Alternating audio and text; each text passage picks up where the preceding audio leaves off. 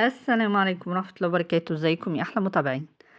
أنا وديت العيال المدرسة وقلت لازم أعمل الصالون اللي هو كنبة وأربع كراسي. أنا هشتغل في قماش الجاكار، تمام زي ما احنا شايفين كده.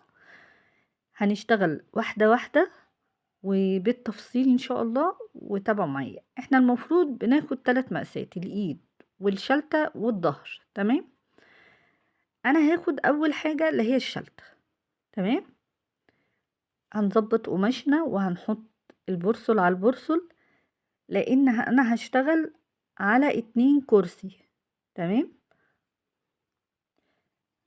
انا عندي الصالون، آه، كل كرسيين شبه بعض. انا هاخد طبعا المقاس ده اللي هو عرض الكرسي، تمام.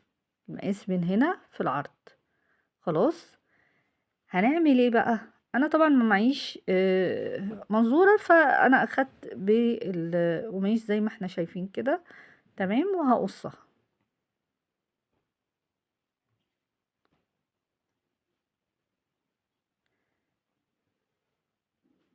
احنا طبعا هنعمل ال2 كرسي، تمام. دول 2 كرسيين اللي شبه بعض.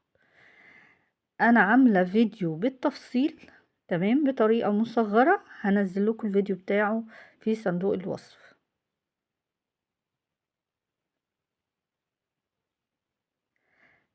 احنا كده بنقص ايه؟ انا قصيت عرض الكرسي، تمام، من طول القماش، وخدت العرض مطبقاه 2، يعني البرسل على البرسل متطبق 2.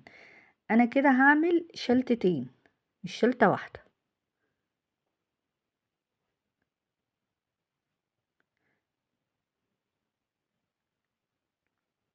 بصوا زي ما احنا شايفين كده 2 مش واحدة. انا بما ان طبعا الكرسي قدامي، فانا هقص عليه، تمام. انما انتوا طبعا بتاخدوا المقاسات، تتفرجوا على الفيديو الاولاني وانتوا هتعرفوا. طيب انا هنا هاخد الزيادات زي ما احنا شايفين كده. دي الزيادات هتتقص كلها. هنعمل فرطات، علشان نقص الزيادات دي كلها. ببتدي اعمل فرطات، تمام، علشان القص يطلع مظبوط، عشان ما تبقاش حاجة في تعريجات او اي حاجة من الحاجات دي، لا. ده انا بعمل فرطات وببتدي اقص بعيد عن الكرسي زي ما احنا شايفين كده. وخلي بالكوا الفرطات جاية بالظبط، علشان انا قصة على الكرسي، فجاية بالظبط، يعني جاية كلها قد بعض.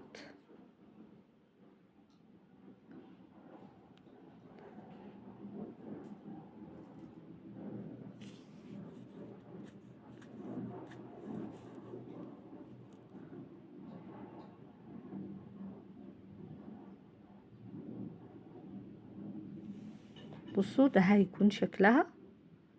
بصوا شكلها هتكون كده. نرجع بقى للإيد.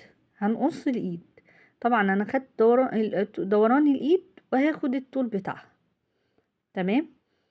أنا بقى عشان ما عنديش مزورة، فببتدي أقص عليها. باخد طول الإيد، تمام، وباخد دوران الإيد من عرض القماش، تمام. طبعا أنا عندي هنا الإيد صغيرة، فأنا هاخد ال2 إيد من عرض القماش.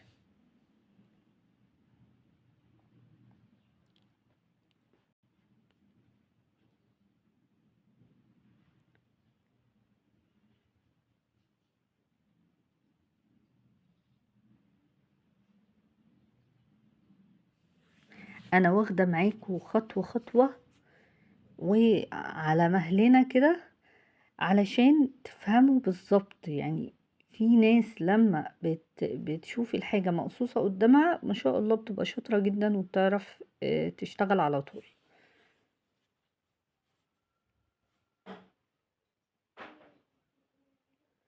بصوا انا هنا قصيتها. انا دايما مطبقه عرض القماش. انا هعمل الاتنين ايد، فببتدي اظبط الايد. طبعا انا بقص عليها، وببتدي الزيادات كلها تتشال، لو في حاجة زيادة بتتشال.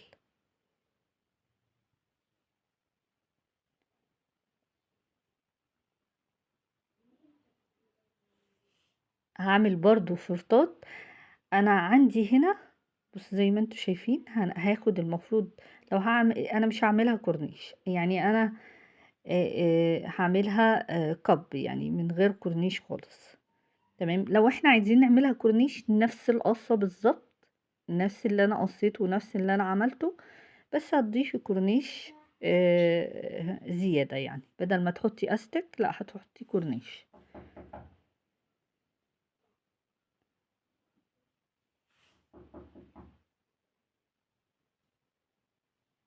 طبعا انا الزيادات دي كلها بنشيلها خالص. انا مش هعمل هنا مراية او كده، لا انا مش عاملة مراية، هي خشب اصلا فمش محتاجة تعمل مراية. زي ما احنا شايفين كده، انا قصيتها وظبطتها وكده تمام. تمام. نيجي زي لاخر حاجة اللي هي الظهر.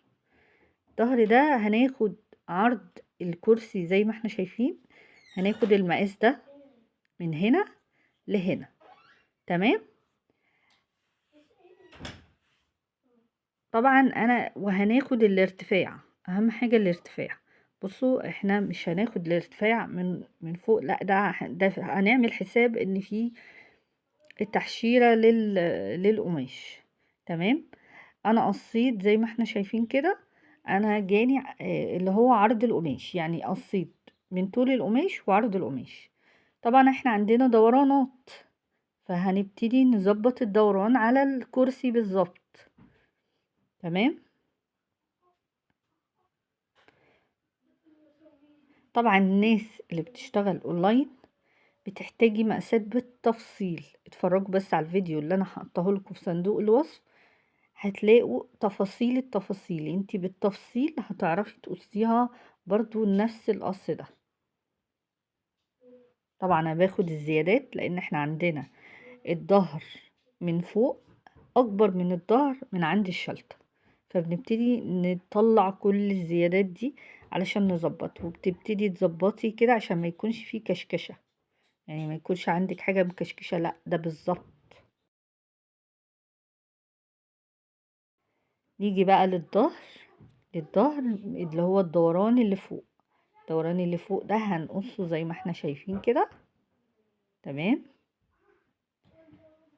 انا كده بظبط الكفر بالظبط على قد الكرسي. بصوا بتقفل كده، تبقى فيه تقفيلة كده، والباقي بقى بيبقى في الايد والشلت. كده انا قصيت لكم. استنوا بقى الفيديو الجاي، والسلام عليكم.